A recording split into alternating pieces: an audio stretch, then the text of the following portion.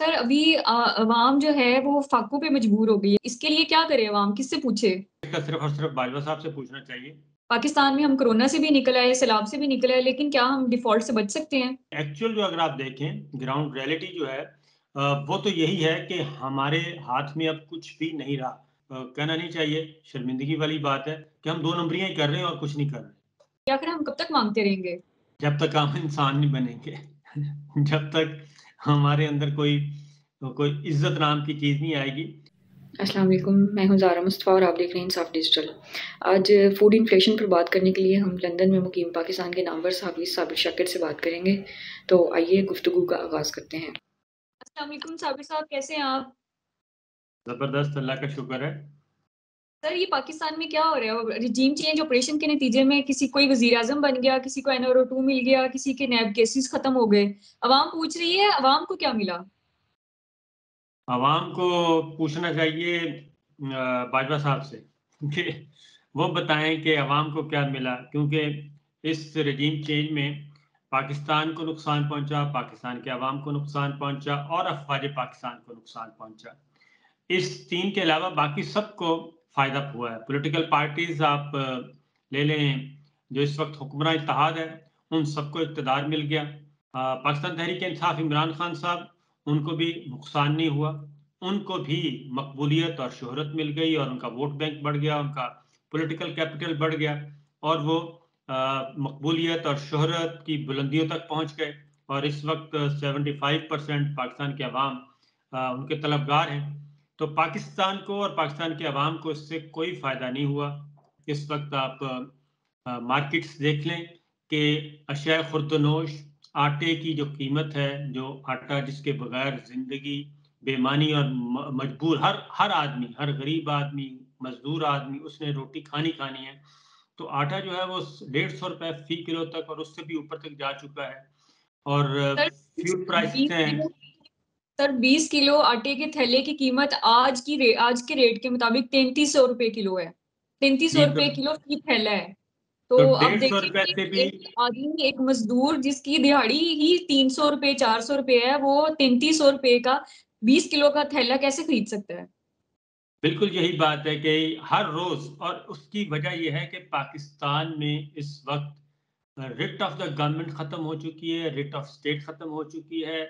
सुबह कुछ रेट है, दोपहर को कुछ है, शाम को कुछ है। हर मार्केट का, हर शॉपकीपर का अपना रेट है और अगला जो क्राइसिस आ रहा है, वो आ रहा है पोल्ट्री में। मुर्गी का गोश्त जो है, वो भी आपको डॉलर्स में मिलेगा आने वाले दिनों में। सर अभी अवाम जो है वो फाकों पे मजबूर हो गई है, क्योंकि अगर हम मुर्गी की बात करें तो चलें, ये तो लग्जरी आइटम में आ जाएगा कि कोई गोश्त नहीं खाएगा, लेकिन आटा, चीनी और घी के बगैर तो गुजारा नहीं है। तो इसके लिए क्या करे अवाम? किससे पूछे? इनकी कीमतें आसमान को छू रही हैं। इसका सिर्फ़ और सिर्फ़ बाजवा साहब से पूछना चाहिए। क्या आखिर क्या क़यामत आई हुई थी? क्या उस्ताद आने पड़ी थी कि आखिरी साल था गवर्नमेंट का और आखिरी साल इंतखाबात होने ही होने थे, इलेक्शन होने थे और ऐसे वक़्त में कि जब आपके पास इधर पाकिस्तान में इस इलाके में एक रीजनल ब्लॉक बनने जा रहा था। Russia, China, Pakistan, India, Afghanistan ये सारे आपस में एक रीजनल ब्लॉक बना रहे थे, ईरान।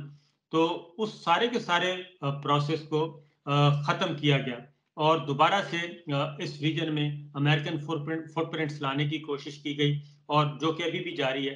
तो इसलिए ये सारे का सारा असल में पाकिस्तान प्रायोरिटी नहीं थी, पाकिस्तान की अवाम प्रायोरिटी नहीं थी, पाकिस्तान की इकोनॉमी तो बहुत अच्छी जा रही थी।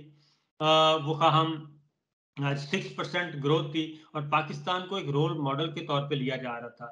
वो दहशतगर्दी के खिलाफ जंग हो या फिर कोविड का मामला हो। गरीब आदमी क्या, अब तो मिडल क्लास और अपर मिडल क्लास भी पिस चुका है और उनका कोई पुरसाने हाल नहीं है। इसका अगेन जो फैसला करना है वो हमारे ताकतवर हलकों ने करना है कि वो कब तक ये हाथ पे हाथ रख के बैठे रहेंगे। पाकिस्तान में हम कोरोना से भी निकल आए, सैलाब से भी निकल आए, लेकिन क्या हम डिफ़ॉल्ट से बच सकते हैं? या हम डिफ़ॉल्ट देखिए कर चुके हैं? देखिए, हमारे पास इस वक़्त 4.5 रह गया, साढ़े 4 अरब डॉलर रह गया है और बैंक्स आपको इंटरबैंक रेट जो है वो सरकारी रेट पे आपको डॉलर देने के लिए तैयार नहीं। उन्होंने जवाब दे दिया है।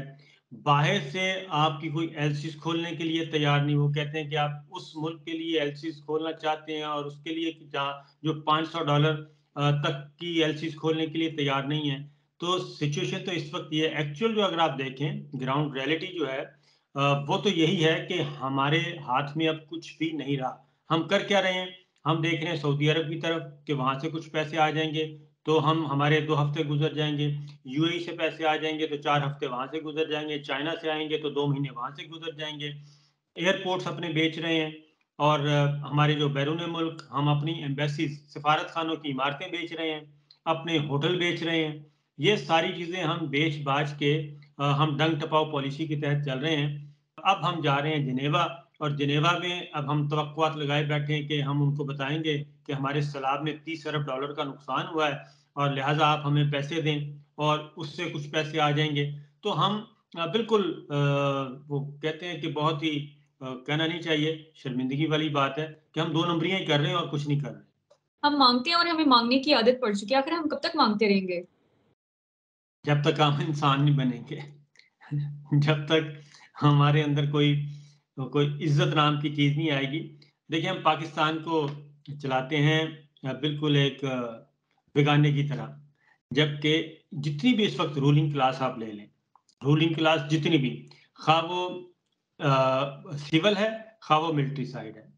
क्या वजह है कि इनकी अपनी इंडस्ट्रीज़ तो बड़े बेहतरीन तरीके से चल रही हैं, कोई डिफ़ॉल्ट नहीं कर रही, ख़्वाह वो शुगर इंडस्ट्री है, ख़्वाह वो टेक्सटाइल इंडस्ट्री है, ख़्वाह वो फ्लोर इंडस्ट्री है, ख़्वाह वो हमारे एयरलाइन्स हैं, प्राइवेट एयरलाइन्स एयर ब्लू माशाल्लाह बहुत फ़ायदा दे रही है, कोई नुकसान नहीं है। लेकिन पीआईए का सत्यानाश हो गया है। हमारी प्राइवेट जो कोरियर कंपनीज़ हैं, वो बिलियंस में चली गई हैं, लेकिन हमारा पाकिस्तान का डाकखाने का निज़ाम बैठ गया है। हमारा जो प्राइवेट ट्रांसपोर्ट सर्विस स्ट्रक्चर है, वो बेपनाह तरक्की कर रहा है, लेकिन हमारे जो अपनी गवर्नमेंट की ट्रांसपोर्ट है, वो सत्यानाश हो चुकी है, रेलवे का भट्ठा बैठ गया है। जिनके प्राइवेट अपनी इंडस्ट्रीज़ हैं, वो कितनी क्या जो डिफ़ॉल्ट के करीब हैं या कर्ज़े लेके चल रही हैं या लोगों की इमदाद से चल रही हैं, वो तो प्रॉफ़िट दे रही हैं।